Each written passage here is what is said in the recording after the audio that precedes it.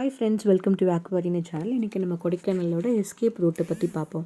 அது என்னங்க escape? Escape என்றால் தப்பித்தல் என்று அர்த்தமாகிறது. அப்படி என்றால் இப்பாதையை உபயோகப்படுத்தி தப்பித்தார்களா என்றால் ஆம், தப்பித்ததற்கென்றே உருவாகப்பட்ட ஒரு சாலை தான் எஸ்கேப் ரூட்.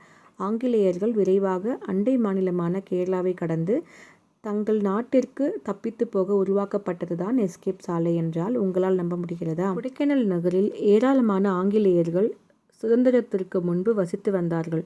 2ஆம் உலகப்போர் காலகட்டத்தில் சென்னை மீது ஜப்பான் அணுகுண்டு வீசப்போவதாக எழுந்த வதந்தியை அடுத்து இங்கு வசித்த ஆங்கிலேய அதிகாரிகள் உடனடியாக தங்கள் நாட்டிற்கு தப்பி ஓடுவதற்கு ஒரு பாதையை தேடிக்கொண்டிருந்தனர். அச்சமயம் கேரளாவின் மலை பிரதேசங்களில் வாழ்ந்த மலைவாழ் மக்கள் தங்களின் விவசாய பொருட்களை குண்டலா, வட்டவடா, பூண்டி, பூம்பாறை வழியாக கொடைக்கானலுக்கு கொண்டு வருவதை அறிந்த ஆங்கிலேயர்கள் இவ்வழித்தடங்களை பயன்படுத்தி தாங்கள் தப்பிச் செல்ல நினைத்து ஒரு பாதையை உருவாக்கினார்.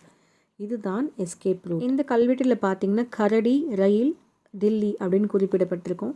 இது பேரேஜத்திலிருந்தான்னு கேட்டால் கிடையாது. கிழவரையிலிருந்து 26 கிலோமீட்டரில் உங்களுக்கு கேரளா உங்களுக்கு ரீச் ஆகிடலாம். இது மூணாறு கொடைக்கானலில் கனவு பாதை. இதுலேயும் அதிகமான அரசியல் இருக்குது. அதனால் இந்த பாதையானது திறப்பதற்கு தற்பொழுது எந்த ஒரு வாய்ப்பும் இல்லாமல் இருக்கிறது.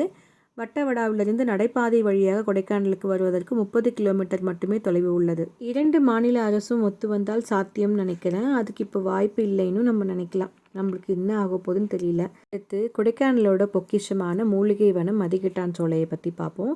கோடை பேரிஜம் மதிக்கட்டான் சோலை என்பது கொடைக்கானல் அருகே பேரிஜம் ஏரிக்கு செல்லும் வழியில் உள்ள ஒரு அடர்ந்த மர்மமான காடு.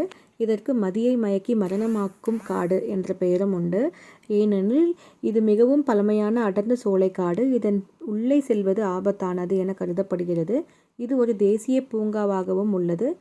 அதன் இயற்கை அழகுக்காகவும் அதன் மர்மங்கள் மற்றும் ஆபத்துகளை குறித்து கதைகளுக்காகவும் பிரபலமாயிருக்கு. சுற்றுலா பயணிகள் சாலையிலிருந்து இதை பார்த்து ரசிக்கலாம். ஆனால் உள்ளே செல்ல அனுமதி இல்லை. பல மர்மங்கள் உள்ள இடம் அது. இதில் என்ன சொல்கிறாங்கன்னா, தப்பி செல்லக்கூடாது என்பதற்காக இப்போது வரை தடை செய்து வைத்திருக்கிறார்களோ அப்படின்னு கூட கேட்குறாங்க.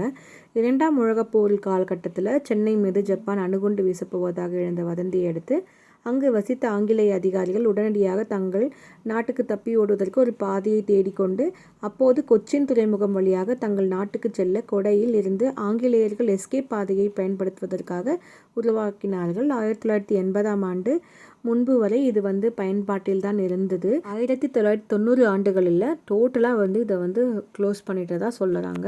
இன்ஃபர்மேஷன் உங்களுக்கு பிடிச்சிருந்தா like and share and subscribe பண்ணுங்கள். தேங்க்ஸ் ஃபார் வாட்சிங். Bye by.